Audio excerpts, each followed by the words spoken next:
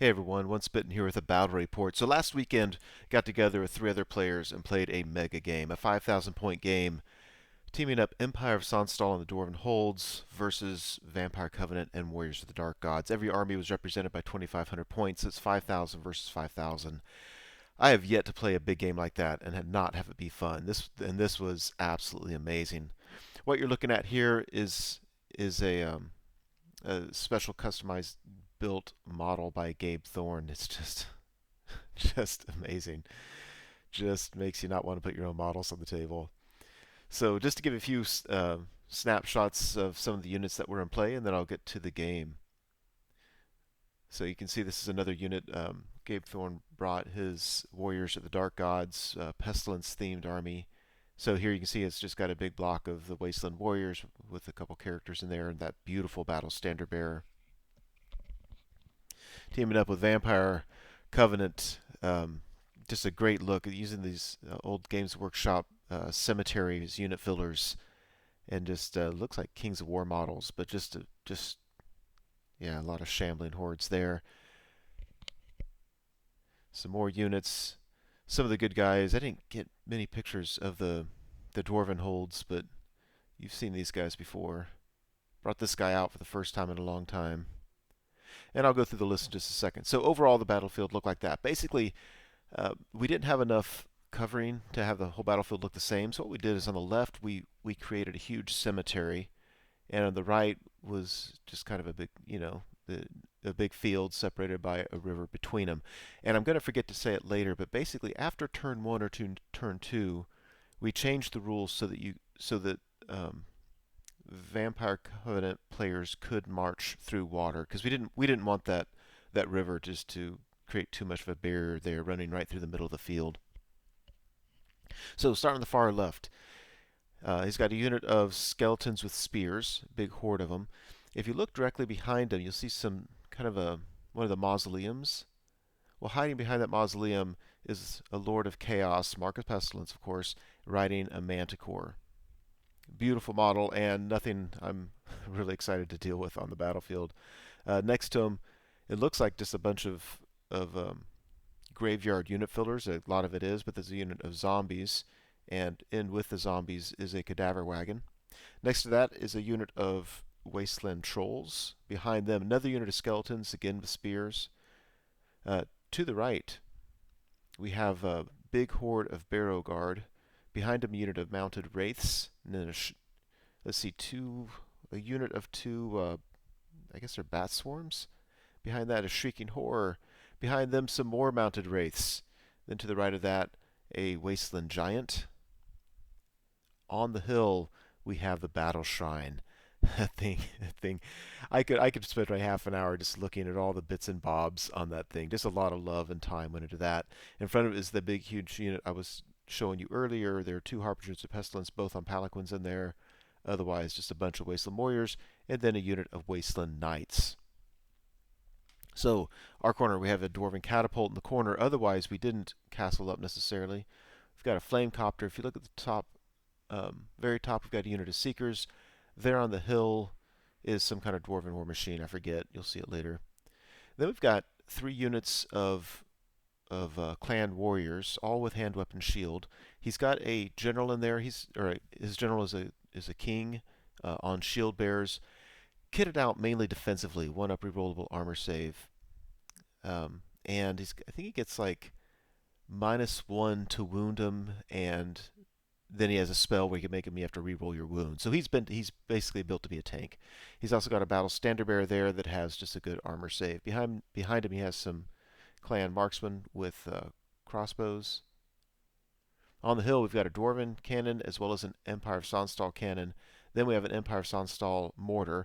I basically brought 1 of each war machine because I wanted to test them to see what I liked and what I didn't. In front of them you see we have some heavy infantry halberds. In front of them, Knights of the Sun Griffin, 3 of them. Then we have an arcane engine with foreseen. We have my general, which is a prelate on an altar of battle. Behind it is an imperial rocketeer. To the left of it, a big unit of imperial guard with great weapons. Let's see, I've got a battle standard bearer in with them, so as long as the BSB is alive, that unit is stubborn, which is nice. In front of them, just have a unit of knights. To the left, starting at the bottom, we've got a unit of handgunners, then a volley gun, um, more Knights of the Sun Griffin, and a unit of crossbows. So I was what made it to my list. One was what I had. I mean, I have some things more than this, of course, but that was a big condition of it. And two, I was just really just trying to try out a bunch of units. I think I was kind of beating up the Knights of the Sun Griffin the last time I played with them because they're just so different than what Demigryph Knights were in Warhammer Fantasy 8th Edition. But as long as you view them as being different, um, I actually kind of like them. They're kind of like a really heavy chaff, so they could deal with any chaff out there. Um, and they're good enough to even to deal with some other things. So I think this is just one last picture. And basically, when we deployed, both armies just started putting stuff down. We didn't have any, we were trying to save what time we could. This game ended up taking 7 hours plus, and it was really relaxed. We were joking around a lot. We stopped and had dinner. There's a lot of stuff like that going on. But anyway, we just said let's let the bad guys go first, since we had more shooting. They were probably going to have to come to us, and we didn't want them to have to weather a whole extra round of shooting. So they moved up, as you can see. Here is on the far left.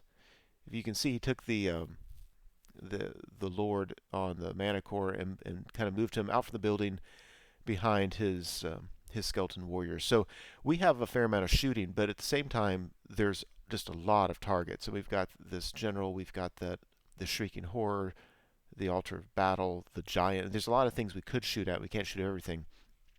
I can tell you what I'm concerned about. I'm a little bit concerned about that guy, but not if I can get him into a challenge with my prelate, because my prelate has the item where you swap stats. I am concerned about his units of wraiths, because I don't know how to deal with them. I don't have a lot of magic attacks in my army, and they can cause a problem. So looks like that. This is the far right. And then he doesn't have any shooting. His magic doesn't really do a whole lot. I'm going to go back one. Yeah. Heck, froze. Yeah, anyway. There's that. We go to the magic phase, and it's so funny. He casts a spell all game long, but basically it's a vortex that I think it's just those hero level characters that are marked with pestilence, and they kind of throw a big ball of gas at you, farting across the battlefield, and it just lands on squarely on this unit. I mean, they're just kind of generic warriors, so whatever, but just kind of funny. So we go to bottom of one. Our intent is not to back up and just try to hug back in the corner, but at the same time, we're afraid to rush any single unit forward. We certainly don't need combo charges here, so yeah, so we're really just a little bit of shuffling around here. With the exception on the far left, where I took the Knights of the Sun Griffin, and I went ahead and charged the leftmost unit of skeletons. Now, if I failed it and they charged me, I really wasn't that worried about it. What I don't like is I'm going against spears, so when they roll to wound, they roll a 6, I don't get an armor save, and that can add up. I'm just kind of hoping that despite their huge number of attacks, that they're just, they're hitting on 4s, they're wounding on 5s, 6s scare me. That's really about it. I brought hand weapon and a lance with these guys, so they do have a 2-up armor save at least. So go to the magic phase. Both of my, or I've got a wizard that you've seen, and of course I have the altar of battle that has a bound spell.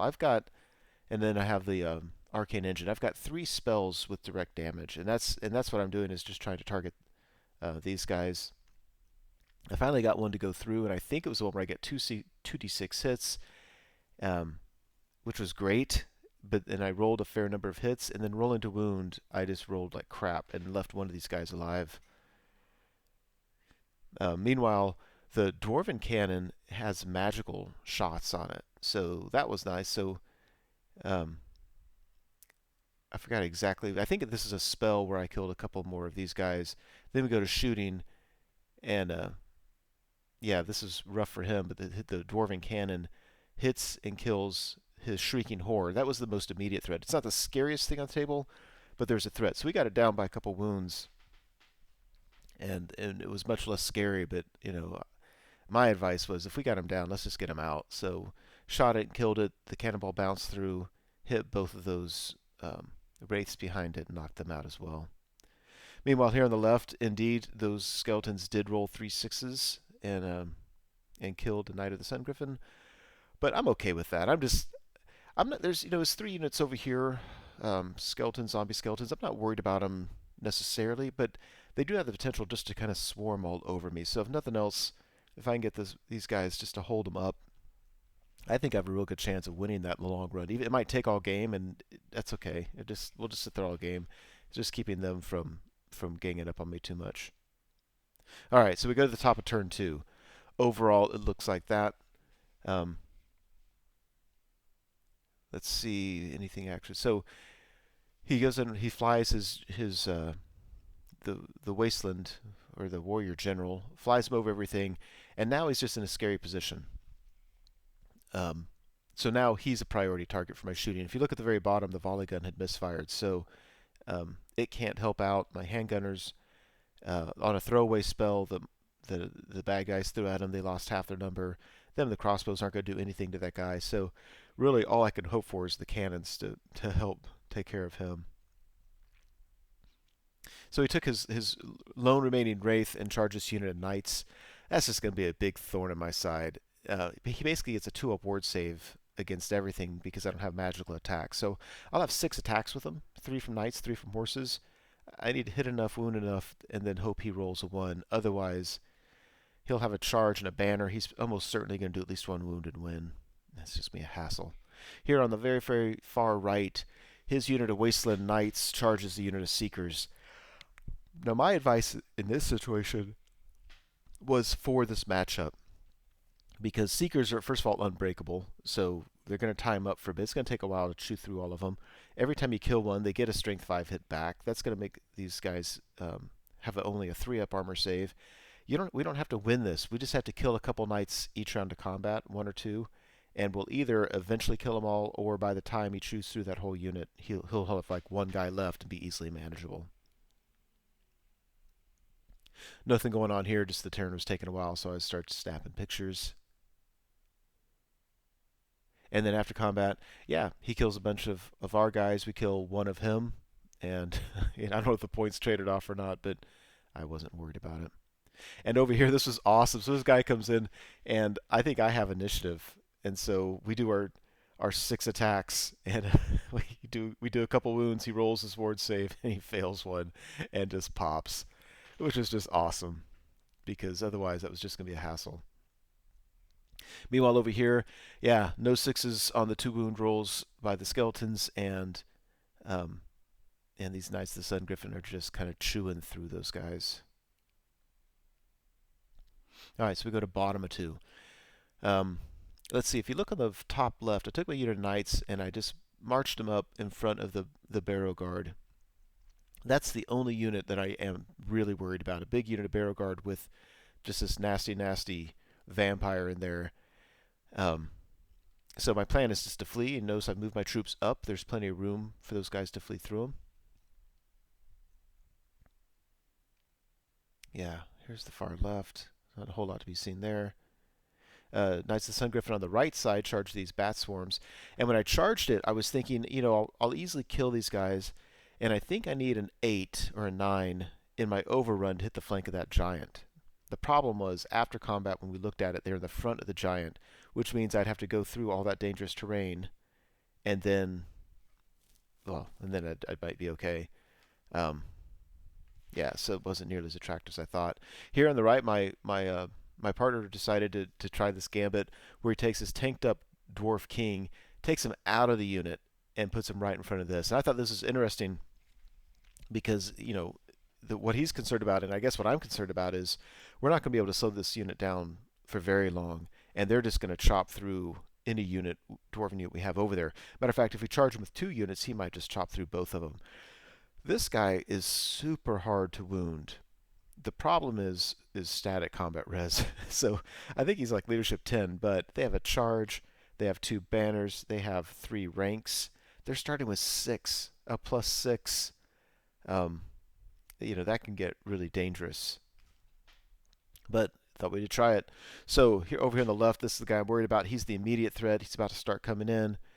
We go to the magic phase, and I put a couple wounds on him. We go to the shooting phase, and my cannon takes him down. So that's a huge threat. Now, an unintended consequence of that is those trolls are now outside of any kind of leadership, and their leadership really low. So now um, trolls are likely just going to be stumbling forward with stupidity and just chaffing up the unit of skeletons behind him. Now, again, the unit of skeletons behind him I'm not particularly afraid of, except that, yeah, I mean, they are something to be dealt with, and now they're just completely self-chaffed. So we go to shooting phase. God, you gotta be kidding me. So the dwarven mortar aims for the middle of that warrior unit. It scatters off 10 inches and lands directly on top of his battle standard bearer. what? Are you, what are the odds of this happening? So it hits, and the only protection this guy has is armor save, and this thing's like strength 9. Multiple wounds, it kills him. So now we're thinking, crap, we're lucky if we're going to get this Dwarven King when he gets charged. We'll be lucky if we get him to a 5-up rerollable. And now it's like, nope, no reroll. Probably on a 5. We probably just threw that general away. Wow. So over here, yeah, on the far left, we have Knights of the Sun Griffin have taken this unit of skeletons all the way down just to a couple guys left. They're easily going to pop on the next turn. And over here, yeah, look at that. Just the Seekers are just winning the war of attrition against the Wasteland Knights. So, yeah, I'll take that. And when it came down to it, I just decided I didn't want to run through that dangerous terrain. I probably should have. I think if I rolled high enough, I could probably get it to where only 2 guys went through there. They have to roll like, I'm blanking out at the moment, 3 or 4 dice each. So you roll a fair number of ones there. But I decided just to leave them there because they can act as a secondary chaff unit against the Barrow Guards. The Barrow Guards is going to charge a unit of knights on the left, which I'll flee, and then they actually don't have too far of a charge against other things. So I leave these guys there. They have to charge these guys. I can flee with them. My intention is not to flee everything all game and have it not be fun, but I do need to slow down that unit. I do not have a great option for him yet. So go to top of turn 3. Yeah, Barrowguard charges the knights. They flee. The giant charges the knights, and the angle is such that it pushes them right through all my units, and I flee off the table. Didn't fail any panic tests. Thank goodness. Barrowguard redirect against the Knights of the Sun Griffin. They flee. They land up in front of the hill in the bottom right, where you can see. The trolls stumble forward with stupidity. The zombies try to charge these guys, and they fail. I think they needed a 10 or something. They were really far away. Um, Probably not wouldn't have been the end of the world, but it would have been a hassle if they had made the charge, because they easily would have won. They would have turned and just started rolling down my lines. Whereas if they fail, I think I can get a flank charge with my Knights of the Sun Griffin here on the left pretty soon on my next turn. So there's that. Look at the mortar. He's misfired. My shooting, I was misfiring all game long.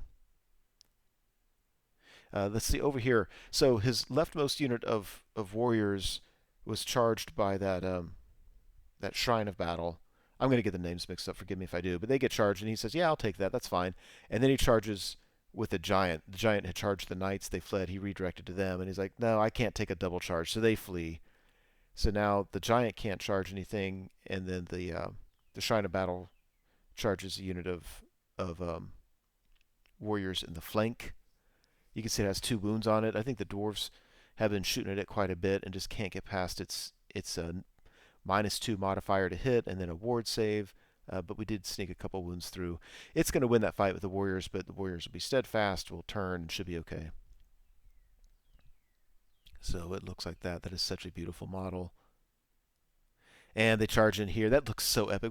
This game was a lot of fun because we were like, when making decisions what to do, it was equal parts what would be smart and what would be epic. And then putting this guy out there was just an epic decision. We're like, no, this is great. He goes out there. Let's see if he can hold it up. This just tenacious dwarven guy. So they come in, and we're certainly nervous. He he doesn't issue a challenge because he wants to attack the warriors and try to get as many wounds as possible for static combat reasons. He thinks he's tough enough to shake off a bunch of wounds. Well, the Harbinger of Pestilence sneaks a wound through on him. None of the warriors can. He goes back and he just doesn't do much. I don't remember. He did between 0 and 2 wounds. Um, but it comes down to it, and he just needs something insanely low. I think he needs like a 4. There's no battle standard bearer because our own mortar killed him, and he needs a 4. And that son of a bitch rolled a 3. Now, I have to admit, when that happened, I'm like, first of all, the epicness is just too much for me to even take in. I'm like, yes, that's just awesome. I thought that was the game right there because now we've got a unit of knights that can charge the flank of it. If we charge the flame cannon and a unit of knights into its flank, that unit's flank, that we can do it. And there's just no way. We're just gonna roll up that unit and that's it. That's the game. That's this whole right flank is absolutely destroyed at this point. Here on the left, things are going well. The 2 remaining Knights of the Sun Griffin kill the last Skeleton Warriors. They pivot and they're gonna get a free charge against these zombies with the cadaver um, wagon, and they're just gonna hold. Either gonna hold them up all game or they're gonna eventually kill them. And, it's either way is fine with me. Meanwhile, this is predictable. We didn't do any wounds against the Shrine of Battle, but the dwarves stuck, and then they turned to face him. So I think we're okay there. And up here in the corner, we weren't able to get more wounds through, but again, I'm not worried about that in the long run. So we took a break for dinner, took a long break, came back to this mess, and we go to the bottom of turn 3. Overall, it looks like this. So it looks like there's a Bretonian Pegasus Knight there. Basically, we had that awesome steam copter flame guy going around, but he got top heavy and something kind of broke on him. Anyway, he kept on falling over, and it was just a mess. So we had to replace the model. So in order for the warriors to make this charge, the copter that was right in front of them had to also charge. So fine, that's fine. They both charge in there. Again, I'm looking at that like there's no freaking way. But I was wrong on a rule that is different in Ninth Age than in the game system Fantasy Battles 8th edition, and that is when you disrupt somebody back in 8th edition, they could not count their ranks towards static combat res. But I think they could have been steadfast. Now it's the opposite. You still got to count your ranks. You just can't be steadfast. Well, in this situation, I don't care about him being steadfast or not. He's not going to be steadfast because of all the ranks in this warrior unit. I don't want him to count ranks because that's an extra 2 combat res, which is going to make all the difference in the world. Well, that makes a difference. Yeah, so we charge these marksmen in the flank of this guy, just trying to beat him through static combat res. The Imperial Guard tried to charge the trolls, and they failed it. Like, I needed like a 4 or a 5. I needed almost nothing, and they failed it. Again, not the end of the world. Actually helps me because if the trolls stumble forward one more time, I'm probably going to get a flank charge on them. And of course, I made this charge. After combat, it looks like that. Now, again, I'm just not worried about it. After combat here, the static combat res did it. The Shrine of Battles is fleeing away from these guys. He's like facing the flank of my halberdiers. He's just in a really awkward position. Had he gone a little bit further, he would have bounced through everything and got off the table. But he went far enough to get away from the little stunty legs and is just sitting there, easily rallyable on his turn. Now, the problem here is we charge in. The general was a tank, didn't take many wounds. Otherwise, we didn't take any wounds. We won, but just, I think he needed like a 7 rerollable. It wasn't that much. It's like, darn it. So, yeah, he's stuck. So that changes everything. And in a way, I'm glad because I didn't want the game just to be over by that point. But now the Giant's going to be able to countercharge. He's taken 3 wounds, but he's got, 3 left, and he is going to cause some problems. Meanwhile, over here, the Seekers kill the last of the Wasteland Knights. We have a unit of miners who came on board turn 2, and they're at the very. If you see the hill at the top of this picture, they're on the other side of it. They're going to come in and try to make a difference in the game pretty soon. We go to the top of turn 4. Things are getting bloody. So, yeah, overall, everything looks like that. The trolls stumble forward. The Shrine of Battle rallies. The Barrow Guard try to charge the halberdiers and fail. Thank goodness. I'm going to go back one. Yeah, if you look I don't see him. Oh, it's kind of weird. I'll show you a picture later. Sorry about that. Yeah, so they stumble forward, so I'm going to get an easy charge with my guys. Meanwhile, the skeletons behind them, we decided they could wheel past them and get to my Imperial Guard, so they tried to do that. They needed a higher roll, and they failed it. So there's that. Yeah, here's this guy. So I was trying to show you before. You couldn't see him. So this is my wizard. He miscast a turn or two ago, lost all his magic levels. So now he's just a single-man chaff unit. So I put him up there in front of the Barrow Guard. They charged him, and he fled. And so he's right over here in the thick of things. And it wasn't. It ended up not helping. They just redirected and tried to charge my halberdiers, and thankfully they failed. The only thing I can think that I want to do here is set it up to where both my chariots and my halberdiers get a triple combo against it. That way the chariots can at least knock some wounds off these guys. I'll have a magic phase where I know I'm in combat. I can try to force through some kind of buff, and I get to strike first. And that's the only thing I can think of to help, because this unit's nasty. Now, one thing I'm worried about here is the vampire general. He's the guy that basically he gets 4 attacks. He hits on 3s, maybe 2s. I don't know, but it's certainly at least on 3s. Wounding on 2s because he's strength 5. Every wound he does gives him more attacks. So remember that rule, right? But also every wound he does heals wounds on himself and then puts wounds back on the unit. So he's going to come in and by himself chew through 7 halberdiers a turn and replace 7 wounds of these Barrow Guard. That means that's nasty, brutal, awful. So I need to get him at a challenge with my general. My general has swap stats. He's got the relatively high toughness, bunch of wounds. He's got a 4 board save. Um, he can tone that guy down. First round of combat, it won't work because he'll have a champion to throw at me. But after that, I have a chance of whittling this unit down. The giant counter charges here. That is not going to go well. But I thought we would be steadfast, and we weren't. When it was all said and done, we did not have the 4 ranks necessary to be steadfast. So they overrun, and it looks like that. Or at least the giant pursues, catches them. The other unit just stays where they are. No, they didn't. The general broke. You can see him here. So he only took 1 wound ever, and that was the very first round of combat. And those guys couldn't catch him. So that's kind of big. That's a lot of points for the dwarfs. Meanwhile, we have the grind fest that is this fight over here. Yeah, I mean, again, this will last all game, or the monstrous cav will eventually win it, I believe. We go to bottom of turn 4. Overall, it's a big, messy board. I like that we're all kind of staying together. It's not devolving into multiple separate battles. So I like that. So here in the lower left, my Imperial Guard charge the flank of the trolls. We'll win, and we'll overrun into the face of those skeletons. So that's kind of a misuse of this elite unit, but that's okay, because if I can shoot through them fast enough, I might be able to turn around and help out with the Barrow Guard later. Let's see over here. I charged his Shrine of Battle, and he fled through everything. And then my Knights of the Sun Griffin charged the giant. Now he only has I think he still has 3 wounds left. These guys have a lot of high strength attacks at his same toughness. My strength equals his toughness or better. So I'm really confident that we're just going to kill this guy. And if we do, we can overrun and hit the flank of that warrior unit. Now, I don't think they'll win that in the long run, but if they can just hold them up for a while, that would be fantastic. Meanwhile, the Death Seekers charge the other flank of that unit. Again, eventually they're not going to survive that, but they could hold them up for a long time. But if I can combo charge both sides, we have a pretty good chance of doing some work there.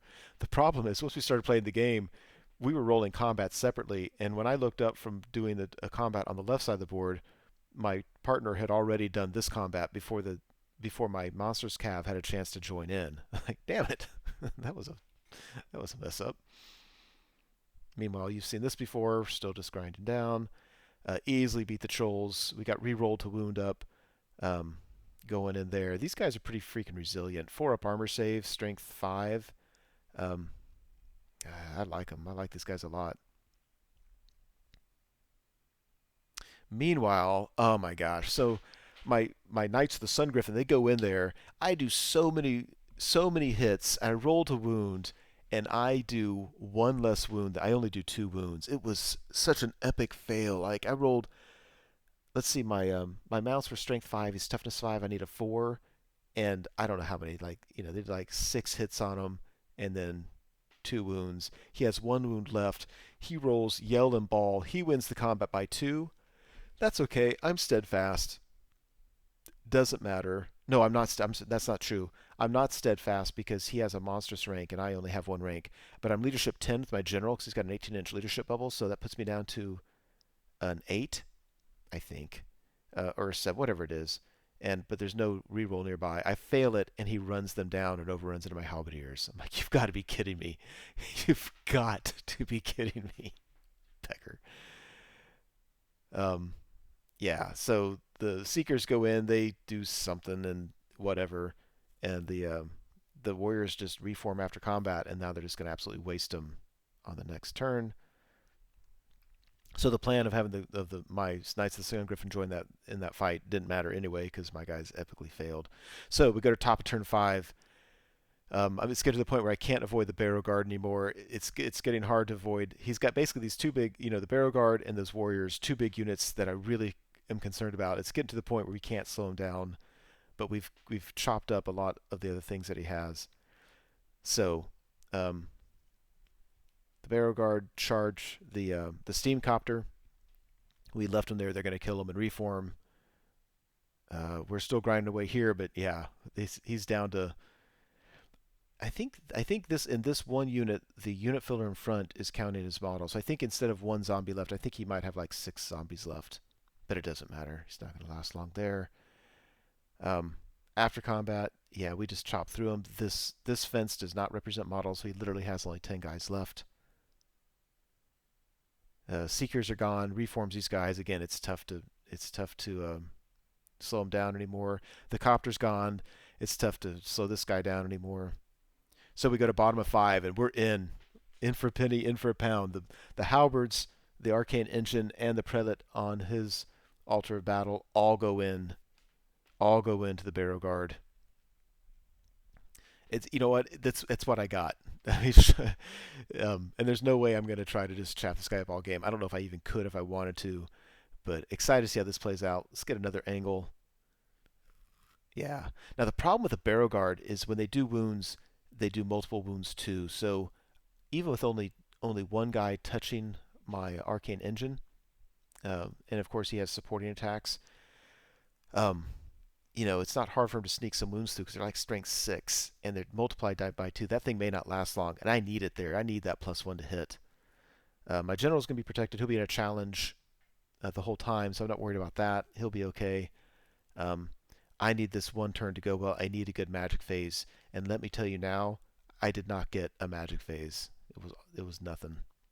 So the miners that came on, they've just been trying to march forward. They charge the rear of this unit. I feel like we're just feeding this warrior unit 1 unit at a time, just so they don't roll through the whole right flank. Here on the left, I thought I would just. You can see he has more models now. I think in his magic phase he grew some more. I threw the crossbows in. Just let's just end this now. I thought they could handle zombies easily enough. And we did it before, and we'll do it again.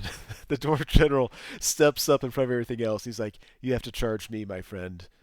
And I don't know why we're doing it because it's epic. But I'm like, why are we doing this? We know how this works. He's going to charge you. And he's going to have static combat res to the point we're probably going to need a 5 at this point, and that's not super likely to happen, by the way. We go to the shooting phase, and this Empire cannon. Remember, this is the guy that killed the Wasteland, the Lord of Chaos on the Manticore. Well, he turns his attention to that Shrine of Battle that was down to like 1 or 2 wounds left, and was fleeing to get to safety. And he said, "No more, my friend." Took that thing down. Go to combat over here. Yeah, his freaking general kills like 7 halberdiers and grew 7 guys back in that mod. If it wasn't for that, I had this unit taken down. I was going to mop them up next turn, and boop, 7 guys pop up. That sucked. My general killed his champion in the challenge. One thing, we looked in the rules, I couldn't find anything that when you raise models up in a unit that a champion comes back, and I say thank goodness, because if he could regrow that champion and keep my general tied up, that would be very tedious. If we messed that rule up, let us know, but I don't think we did. So from now on, we're going to be a challenge with his general mind, so he's not going to get to regrow guys anymore. I have he did 1 wound on my arcane engine, so it multiplied to 2. So I'm a little bit nervous about that, but he's okay. I think for the most part, especially if I can keep that +1 hit in there, we're gonna be okay against these guys. Over here, yeah, miners charged in. They did some wounds, and um, the warriors just turn around. They'll kill them on the next turn. And this is just a real weird picture, but basically, he's getting down to, again, no zombies left. There might just be the cadaver wagon left. And yeah, killed it. I think, by the way, wait, go back. You know what that was? That was the magic face. He cast a spell, and I think he grew a bunch of zombies, and then the big template miscast killed a bunch of zombies or something like that. And if that didn't happen this turn, it happened sometime. The game was pretty funny. He grew them all up, and then he killed them all back down.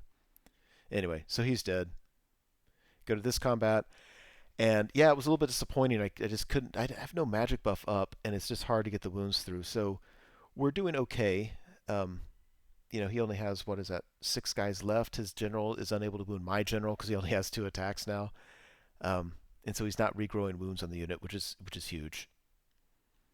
Yeah, he kills the miner unit and turns to face the other way, but you know he can't charge now, so we're nice and safe on the right hand side. Now I was saying on our next turn, charge everybody in and let's wreck these guys. And let's see, after combat here, I think if this is the one I'm thinking of, yeah, it took everything we had. Look, there's 1 wound left on the arcane engine. My general's taken a wound. The halberdiers are doing okay. It took literally we went to combat res, and the very last combat res popped his vampire lord. I mean, there was no overkill. We killed the unit, the vampire lord, on the bottom of turn 6 with everything we had. Barely took him out. In true dwarf fashion, my partner, decided he did not want to charge everybody in. He just stayed where he was, and then just wanted to launch every war machine in the game at this unit just to try to see what we could do to it. And the answer is you can't do anything to it. It just nothing.